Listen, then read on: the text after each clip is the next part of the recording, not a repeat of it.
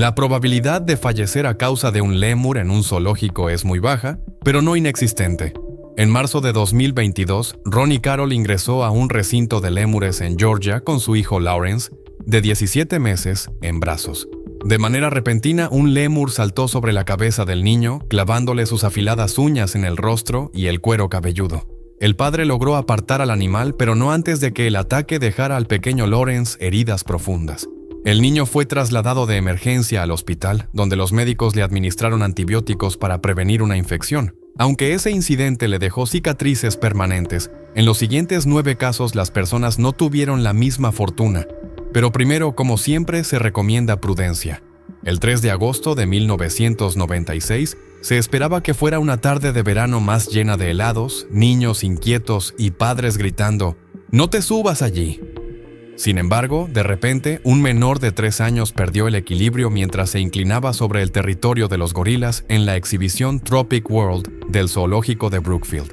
Cuando sus padres se percataron de lo ocurrido, ya había caído más de 5 metros. El impacto en la cabeza lo dejó inconsciente casi inmediatamente. Se le extrajo sangre de un profundo corte mientras familiares y visitantes, horrorizados, vociferaban. Mientras tanto, abajo, 7 gorilas occidentales de las tierras bajas se giraron hacia el estruendo. Y entonces ocurrió lo inesperado. Un gorila de 150 kilogramos se acercó al niño inconsciente. Su nombre era Bentiwa, una palabra en suajili que significa hija del sol. Benti tenía 8 años y nunca había visto a un humano en su recinto. Durante largos segundos, la multitud retuvo la respiración, sin saber qué acción tomaría el asustado animal a continuación. Pero para sorpresa de todos, Benti acunó suavemente al niño en sus fuertes brazos. Lo llevó hasta una puerta de servicio donde los cuidadores del zoológico pudieron alcanzarlo con seguridad y luego retrocedió. El niño fue sacado y llevado de urgencia al hospital, donde fue atendido por una fractura en la mano y una profunda herida en el rostro causada por la caída. Tras el incidente, Benti se convirtió en una sensación mundial. Su acto de empatía apareció en periódicos, programas de televisión e incluso en numerosos shows de entrevistas. Sin embargo, no todos los encuentros con animales terminan en historias conmovedoras, ya que en ocasiones incluso las criaturas más dóciles pueden reaccionar con agresividad si se sienten amenazadas o presionadas demasiado. El 7 de enero de 2009, Zhang Xiao, de 32 años, llevó a su hijo a visitar el zoológico. Un niño de 5 años fue al Parque Zoológico de Pekín para contemplar pandas por primera vez. El pequeño, aferrado a un juguete, sonreía con entusiasmo hasta que, de repente, se le resbaló de las manos y cayó en el foso del recinto. El niño comenzó a llorar desconsoladamente y, como cualquier padre amoroso, desesperado por salvarlo, Zhang saltó la barrera para rescatarlo. Cayó casi 3 metros dentro del espacio cerrado, sin darse cuenta de que un oso panda macho de 110 kilogramos llamado Gu lo observaba atentamente. En un instante, Gu se lanzó hacia él. Apretó sus mandíbulas alrededor de la pierna de Zhang, hundiendo sus dientes profundamente en el músculo hasta el hueso, y luego agarró la otra pierna. Los cuidadores del zoológico entraron corriendo con pértigas, intentando desesperadamente liberar al panda. Pero cuando lograron sacar a Zhang, tenía ambas piernas destrozadas. Todo esto ante la mirada atónita de su hijo. Finalmente, el zoológico cubrió los gastos de las cirugías iniciales de Zhang, pero se negó a ofrecerle una compensación adicional. Después de todo, él mismo había ingresado en el recinto de un animal potencialmente agresivo con un historial conocido de ataques. En 2006, Gu mordió a un hombre ebrio que se había subido a su jaula e intentaba abrazarlo. Un año después, atacó a un joven de 15 años, dejándolo con heridas graves. Y aunque estos incidentes con Gu podrían haberse evitado fácilmente si no fuera por la imprudencia humana, el siguiente caso no fue un accidente, sino un acto planeado con cuidado y deliberación. Una mañana de mayo de 2016, Franco Faratta escribió una carta llena de reflexiones sobre Dios, la redención y el sacrificio, con bocetos de leones en los márgenes. Llevándola en el bolsillo, caminó solo por el Zoológico Metropolitano de Santiago. Al principio parecía un visitante más que compraba su entrada para ver a los animales, pero lo que hizo a continuación sorprendió a todos. Faratta subió a una plataforma restringida sobre el hábitat de los leones. Se despojó de toda su ropa y gritó a la multitud atónita: «Dios me protegerá, este es mi destino». Y entonces saltó directamente hacia la guarida de los depredadores. 2 leones adultos, un macho de 200 kilogramos y una hembra de 140 kilogramos. Se acercaron al intruso con cautelosa curiosidad. Al principio simplemente lo observaron, pero en el momento en que Farata levantó los brazos y gritó, todo cambió. El macho fue el primero en atacar, envolviendo sus fuertes patas alrededor del cuerpo de Farata y mordiéndole el pecho. Segundos después, Farata le clavó los dientes en la pierna. Con una fuerza de mordida de casi 1000 PA, 3 veces mayor que la de un pitbull, sus mandíbulas desgarraron piel, músculos y tendones. Atrapado bajo ellos, Farata no tuvo escapatoria. Mientras tanto, los cuidadores del zoológico intentaron todo para detener el ataque. Rociaron agua con mangueras, lanzaron trozos de carne para distraer a los leones e incluso administraron dardos tranquilizantes. Pero nada funcionó. Y como si la situación no pudiera empeorar, uno de los dardos impactó al propio Farata. Finalmente, no quedó otra opción que salvarle la vida. Los cuidadores se vieron obligados a disparar a ambos leones. Farata fue sacado a rastras, apenas respirando, con el cuerpo cubierto de heridas profundas y la mente alterada por el tranquilizante. Sin embargo, logró sobrevivir. Pero en lugar de sentirse aliviado, la multitud lloró la muerte de los 2 leones sanos y socializados, muertos porque un hombre decidió entrar en su hábitat y llamó destino a su acto en su carta de despedida. Increíblemente, este no fue el único caso de alguien que se lanzó deliberadamente a las garras de un depredador.